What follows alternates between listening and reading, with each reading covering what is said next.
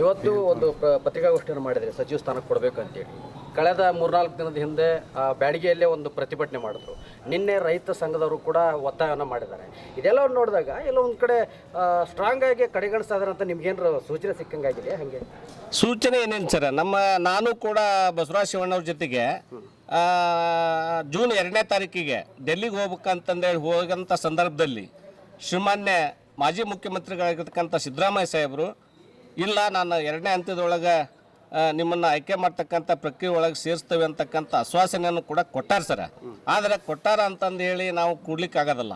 ಯಾಕಂತಂದ್ರೆ ಇಲ್ಲಿ ಏನಾಕತ್ತಂತ ಸರ್, ಮತ್ತು ಎಲ್ಲೇ ನಮ್ಮ ಸಮಾಜದ ಹಿರಿಯರು ಮತ್ತು ನಮ್ಮ ಪಕ್ಷದ ಹಿರಿಯರು, ಬರೀ ನನ್ನ ಸಮಾಜ ಅಂತಲ್ಲ ನಾನು ಕೂಡ ಪಕ್ಷದವನು, ನಮ್ಮ ಪಕ್ಷದ ಹಿರಿಯರಿಗೆ ಕೂಡ ನೋವು ಆಕತ್ತೇನೆ ಅಂತಕ್ಕಂಥದ್ದು ನಮಗೆ ಕಂಡು ಬರ್ತಾ ಇದೆ ಸರ್. ಯಾವ ಕಾರಣಕ್ಕೂ ಡ್ಯಾಮೇಜ್ ಆಗಂಗಿಲ್ಲ. ಯಾಕಂತಂದ್ರೆ ಯಾರು ಏನು ಕೆಲಸ ಮಾಡ್ಯಾರ ಅಂತಕ್ಕಂಥದ್ದನ್ನು ಪಕ್ಷದ ಹಿರಿಯರು ಈಗಾಗಲೇ ಮನವರಿಕೆಯನ್ನು ಮಾಡ್ಕೊಂಡಿರ್ತಾರೆ ಸರ್.